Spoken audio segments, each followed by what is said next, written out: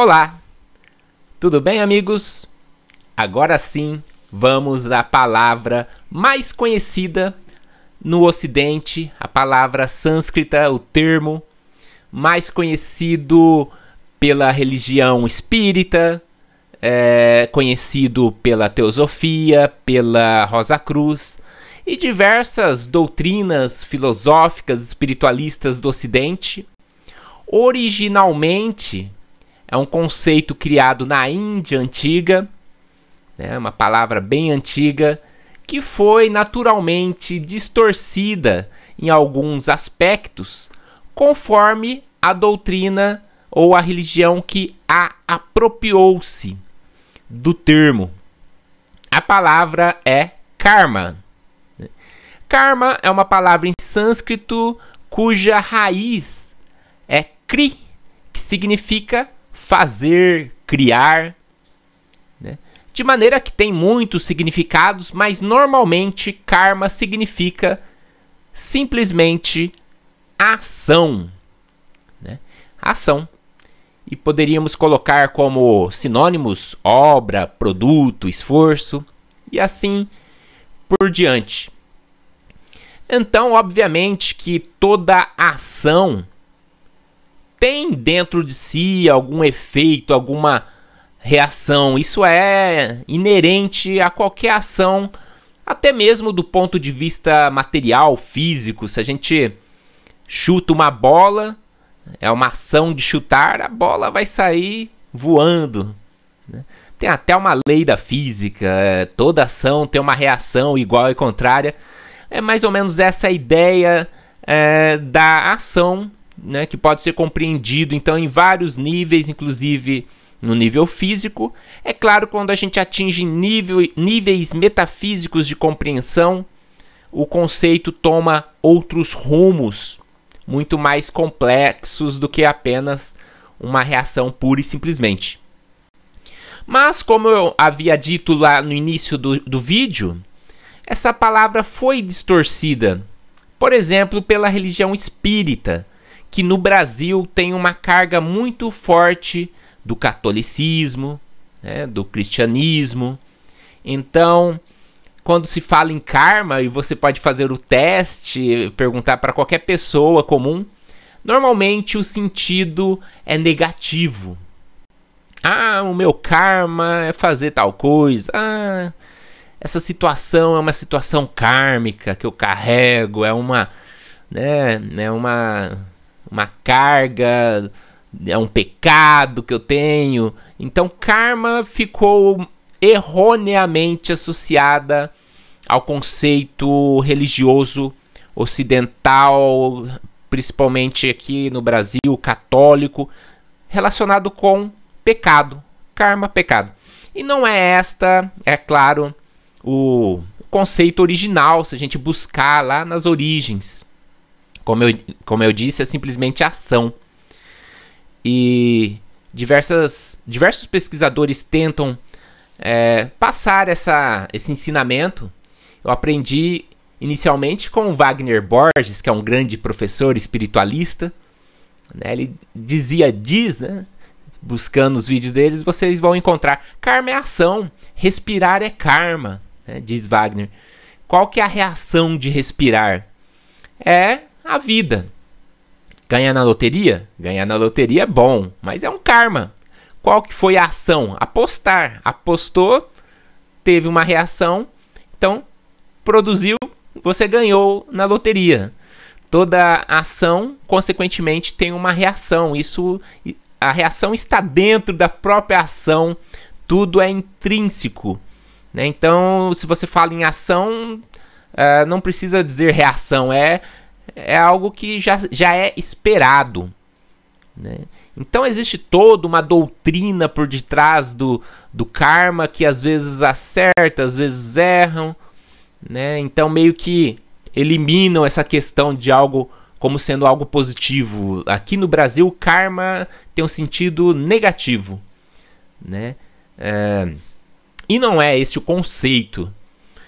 Então, se a gente for buscar a filosofia do yoga, existir é agir. Mesmo um objeto inanimado, como uma pedra, ele tem o seu movimento, assim como os elementos básicos da matéria, as partículas atômicas. Elas não são, na verdade, algo sólidos, né? Como sabemos até pela própria física quântica, pela própria ciência. São configurações energéticas incrivelmente complexas, em perpétuo movimento.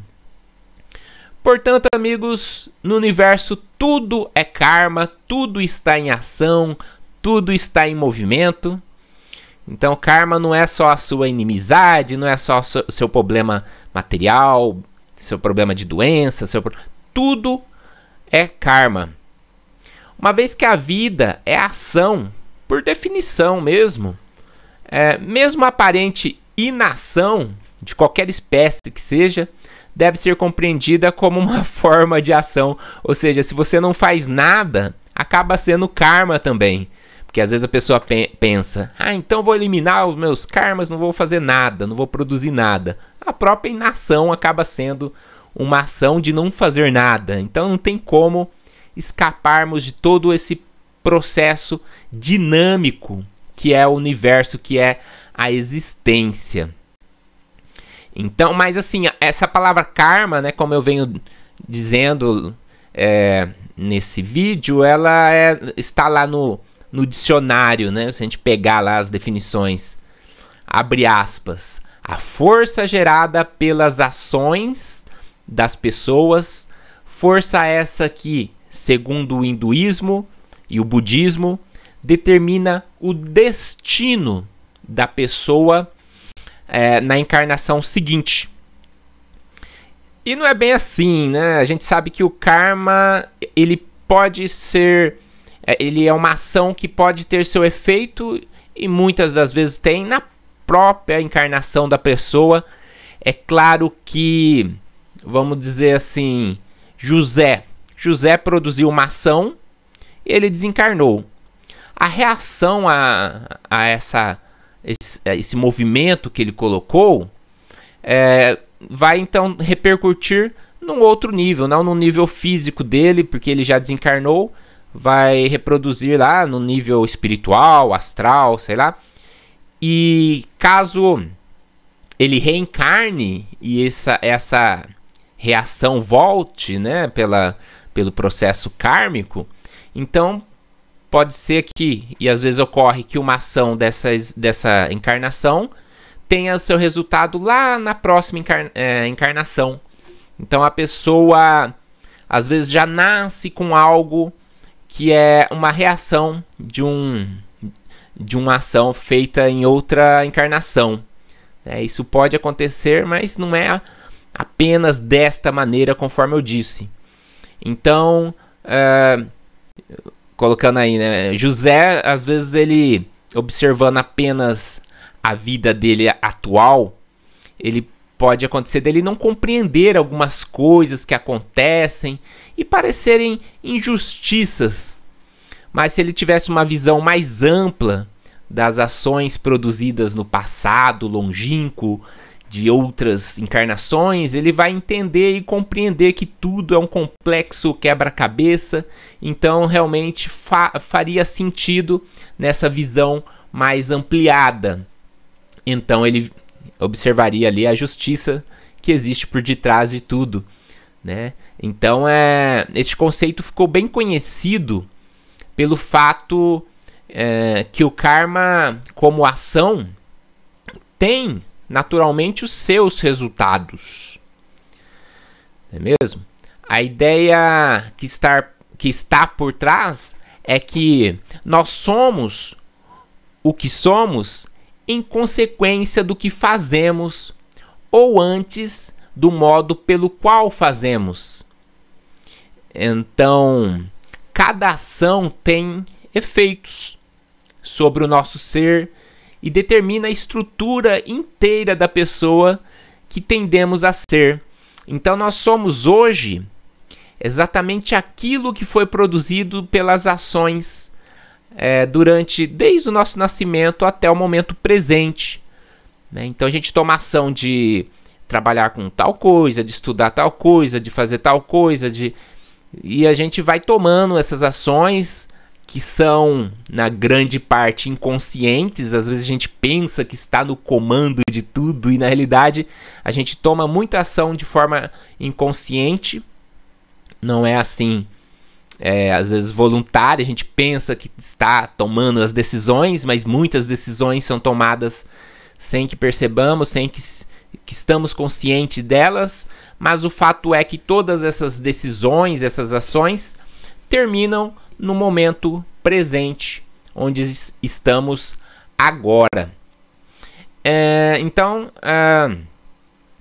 se a pessoa tende a ser bondosa, benigna, suas ações serão igualmente boas ou benignas. Por outro lado, se a pessoa tende a ser mesquinha, destrutiva, é natural que as suas ações sejam destrutivas e reforçarão a maldade e a destrutividade para ela própria. Isso é algo natural que seja dessa maneira. Então, muitos mestres do passado têm falado isso. Então, temos, por exemplo, Cristo, que disse: cada um colhe o que semeou. Então, muita gente fala: não, na Bíblia não tem karma, na Bíblia não se fala em karma. Claro que não fala pelo esse termo, que é um termo, inclusive, do hinduísmo, muito mais antigo do que a própria Bíblia, já que a religião hindu, o hinduísmo, ela é muito antiga, uma das primeiras. Então, o formato que temos dessa questão kármica na Bíblia é de uma outra roupagem, assim como nas outras grandes religiões. E este é um conceito tão popular porque, na realidade, ele está dentro de todas as grandes religiões, as grandes filosofias, E é uma realidade, Cada um colhe o que semeou, Se você planta banana, você não pode colher maçã. Então, essa é uma linguagem para a época, E a filosofia disso dentro do hinduísmo é muito profunda, de modo que não é apenas algo negativo, Então, um ponto, por exemplo, muito confundido, a lei do karma, ela não acarreta algo inevitavelmente fatalística ou fatalismo. Não é algo assim que leve a um fatalismo. Embora alguns indivíduos ou escolas de pensamento tenham adotado essa postura. Vou colocar aqui algo assim: olho por olho, dente por dente. Não é bem assim. Inclusive, concordo bastante com o Luiz Roberto Matos. Ele tem um vídeo no canal dele que ele comenta sobre isso, que a lei do karma não é essa questão olho por olho, dente por dente. A lei do karma, ela é uma lei pedagógica praticamente, e é uma coisa que não é como uma lei da física. Você chuta uma bola, toda vez que você chutar uma bola, ela vai sair voando para a posição que você mirou, É uma coisa assim. A lei do karma não é esse materialismo reducionista, newtoniano, cartesiano nesse sentido. É muito mais complexo que isso. E é uma lei inteligente, não é uma lei nesse sentido de um fatalismo cego, É uma lei que busca uma inteligência que está acima da nossa. Quem somos nós, para poder falar: isso é karma, isso vai fazer não sei o quê, como alguns espiritualistas fazem.